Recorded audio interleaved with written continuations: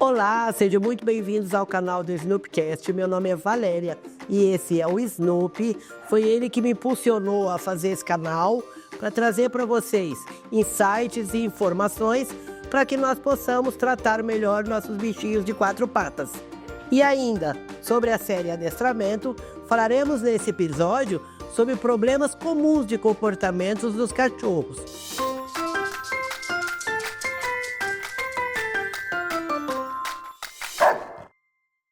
Para esse assunto, trouxe hoje novamente o cara que entende tudo sobre adestramento. Seja bem-vindo, Roberto Velasco. Obrigado pelo convite de novo. Estamos por aí e vamos ajudar o pessoal aí com esse tema. Roberto, quais são os comportamentos mais comuns que você encontra por aí? Bom, Valéria, nesses 13 anos que eu estou atuando como adestrador, eu já peguei um monte de coisa de tipos diferentes.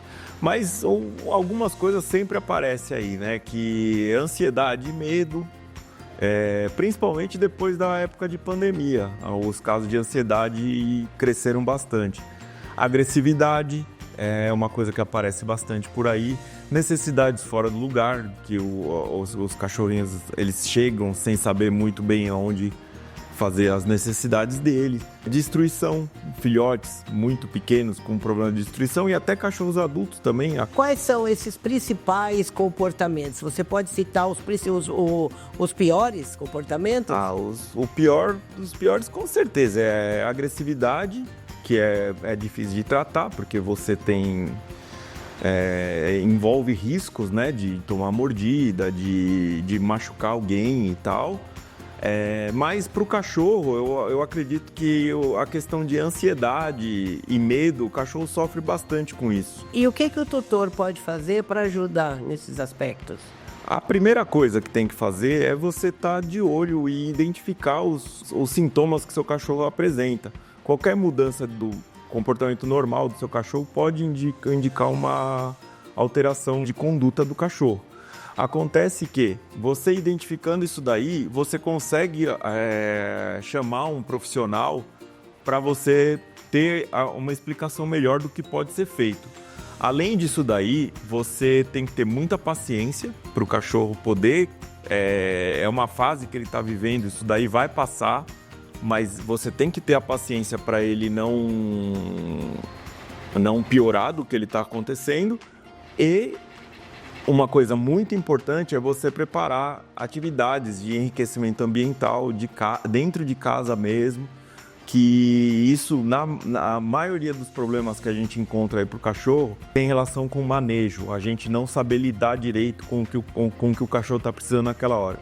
E exercício de enriquecimento ambiental é um aliado e tanto aí na gente resolver esse tipo de problema. No caso, o tutor, como ele agir nesse dia a dia, no caso desses em casa e ajudando também em relação à questão do adestramento.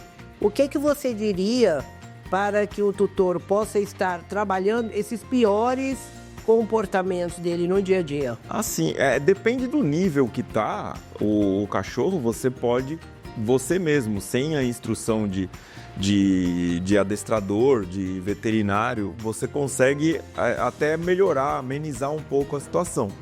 Mas em alguns casos é só com um profissional mesmo, entendeu? Então, por exemplo, um cachorro agressivo, por algum motivo, vez ou outra morde você mesmo ou outra pessoa, você consegue, com broncas, com punições, você consegue trazer isso daí, melhorar esse tipo de agressividade do cachorro. Agora, se tá num caso de que o cachorro não pode ver ninguém, que sai mordendo, ou que ele não vê outro cachorro, sai que nem um louco para pegar, daí não adianta. Aí tem que chamar mesmo um profissional. Em alguns casos, no caso da agressividade, tem que entrar até com medicamento.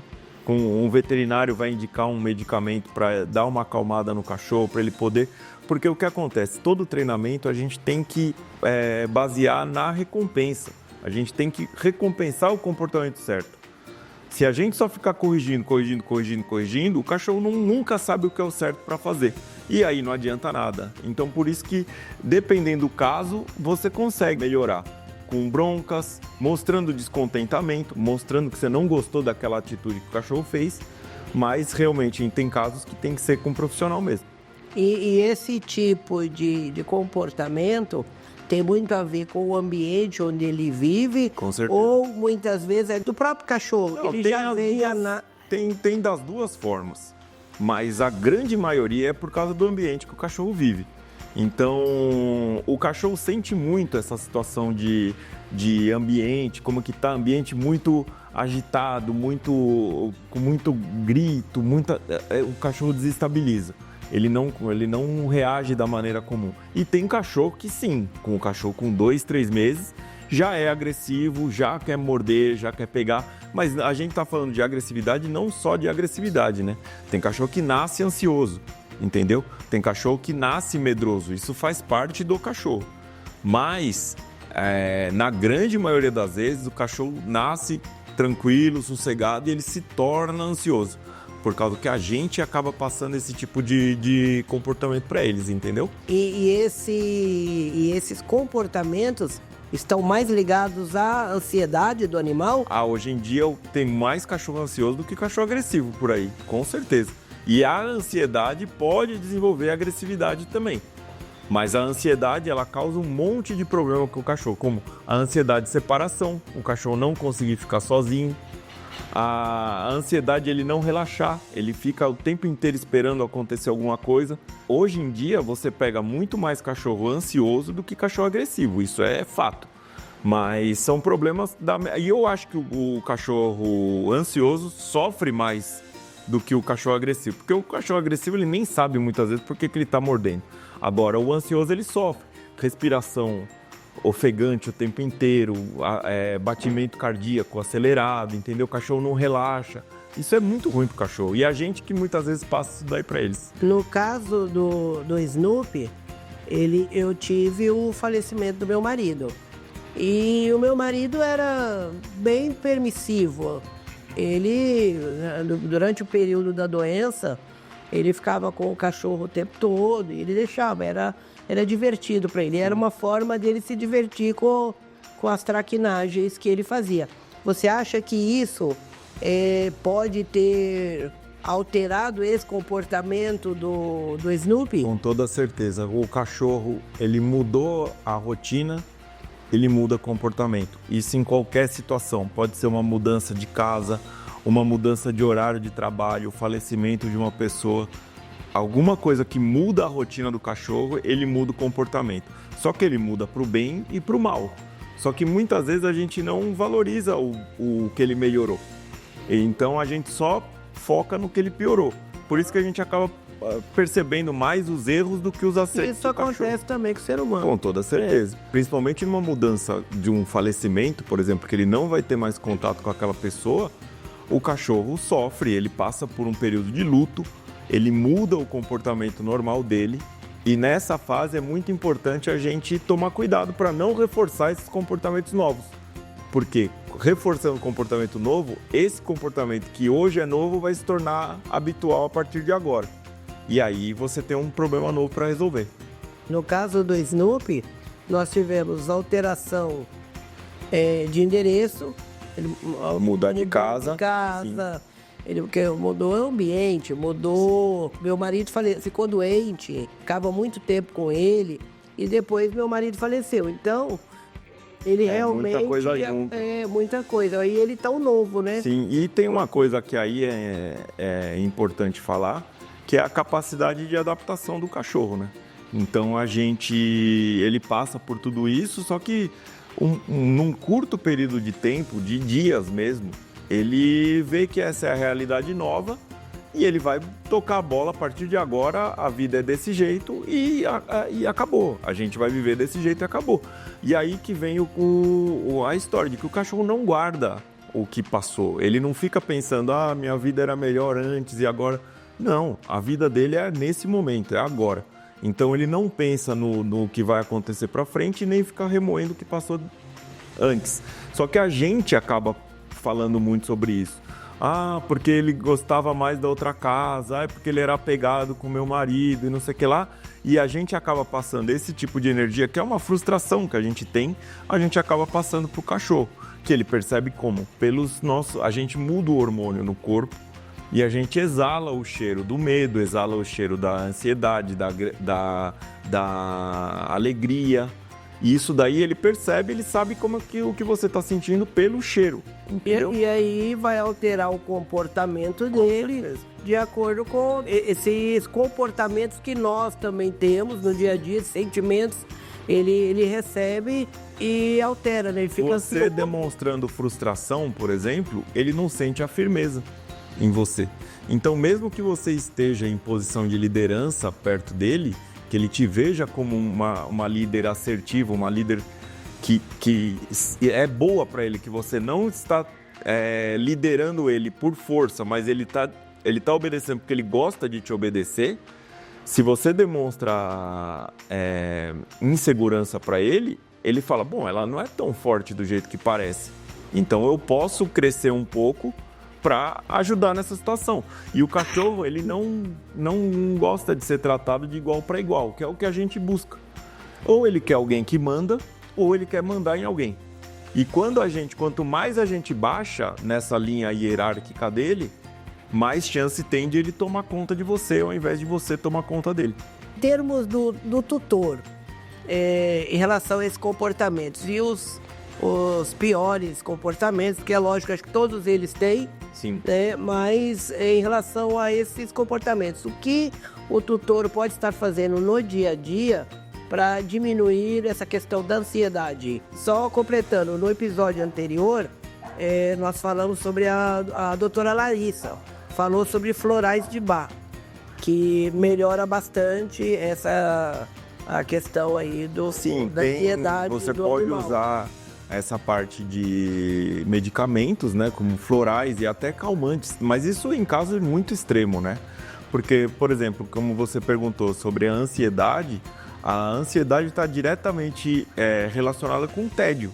O cachorro com pouca atividade, um cachorro com pouco estímulo, ele acaba se tornando ansioso porque ele não tem o que fazer durante o dia.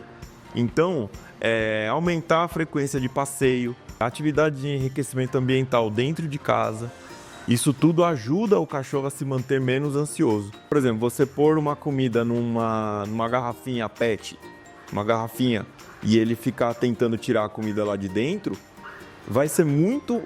ele vai se tornar muito menos ansioso do que você oferecer a comida num pote para ele, porque é só ele ir lá e comer.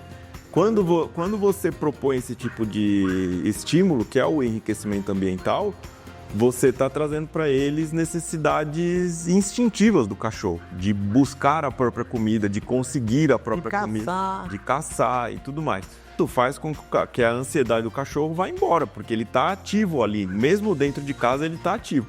Mas os passeios é fundamental para o cachorro sair na rua, isso ajuda bastante, ele cansa, ele gasta energia, ele volta para casa e não tem nem tempo de ficar ansioso, né? E se relacionar com outros animais da mesma claro. espécie. Mesmo que não seja com gatos, com pássaros, depende com que você tem em casa. Normalmente, cachorro se dá bem com cachorro, mas nada impede de você ter um gato em casa e isso daí também ajuda, porque um dá atividade para o outro. O Snoopy, ele vai para creche. Isso, creche, creches, hotéis, essa atividade extrema que né, do pessoal, gasto de energia é o máximo que o cachorro pode conseguir. Isso daí ajuda bastante, ele volta tranquilo e tudo aquilo que geraria ansiedade para ele não vai ligar por causa que ele está cansado, ele só quer deitar e dormir, ele está bem tranquilo. Nós estamos chegando ao final desse episódio e eu queria perguntar o seguinte para você. Em relação a comportamentos, que é o tema aqui, o que você me diria, no caso dos piores comportamentos, o que a gente já pode evitar bem no início, quando o pet é adotado? Aí é uma resposta só, socialização. Quando o cachorro chega em casa, na primeira oportunidade você pode socializar o cachorro antes mesmo de ele tomar as vacinas. Então, por exemplo, você pode começar a sair com o cachorro no colo e expor ele a outros animais, expor ele a barulhos, a outras pessoas. Isso daí vai fazer ele já não ter tanto medo. Porque cada tutor também tem a sua vida, seu ambiente. Porque as pessoas muitas vezes esperam para socializar o cachorro depois que termina as vacinas. E isso dependendo da época que o cachorro veio, isso pode ser muito tarde. Socialização tem uma janela específica entre 2 e 3 meses. Nesse período é muito mais fácil socializar o cachorro do que com 4, 5 meses. Então, enquanto ele está tomando vacina mesmo, ele não pode ir no chão.